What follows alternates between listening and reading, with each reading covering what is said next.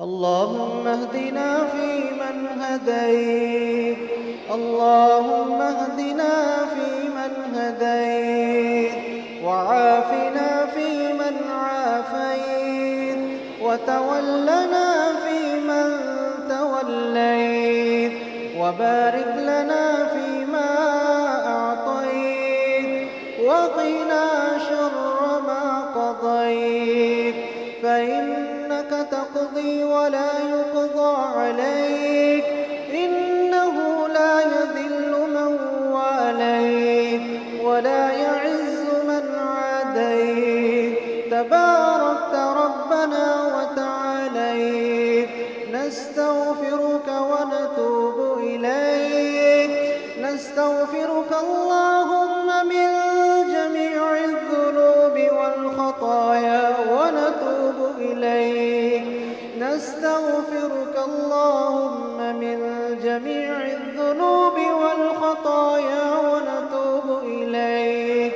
اللهم اقسم لنا من خشيتك ما تحول به بيننا وبين معصيتك، ومن طاعتك ما تبلغنا به جنتك، ومن اليقين ما تهون به علينا مصائب الدنيا، ومتعنا اللهم بأسماعنا وأبصارنا وقواتنا أبدا ما أبقيتنا، واجعله الوارث منا، واجعل ثأرنا على من ظلمنا، ولا تجعل مصيبتنا في ديننا، ولا تجعل الدنيا أكبر همنا ولا مبلغ علمنا ولا إلى النار مصيرنا، واجعل الجنة هي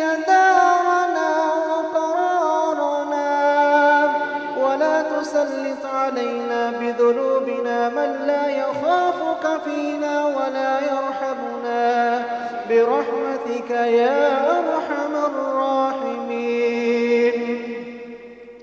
اللهم تقبل منا قيامنا، اللهم تقبل منا صيامنا، اللهم تقبل منا دعاءنا، برحمتك يا أرحم الراحمين.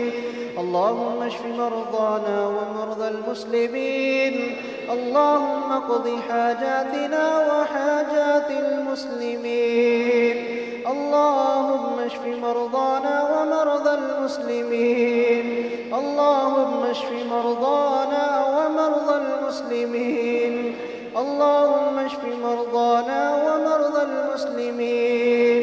اللهم إنا نسألك رضاك والجنة، ونعوذ بك من سخطك والنار، ونعوذ بك من سخطك والنار. اللهم لا تدع لنا ذنبا إلا غفرته، ولا هما إلا فرجته.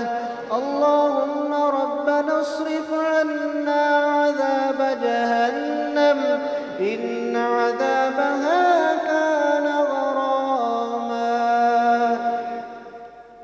ربنا لا تؤاخذنا إن نسينا أو أخطأنا، ربنا ولا تحمل علينا إصرا كما حملته على الذين من قبلنا، ربنا ولا تحملنا ما لا طاقة لنا به، واعف عنا واغفر لنا وارحمنا، أنت مولانا فانصرنا على القوم الكافرين. ربنا تقبل منا إنك أنت السميع العليم، وتب علينا إنك أنت التواب الرحيم. وصلى الله تعالى على خير خلقه محمد وعلى آله وصحبه أجمعين.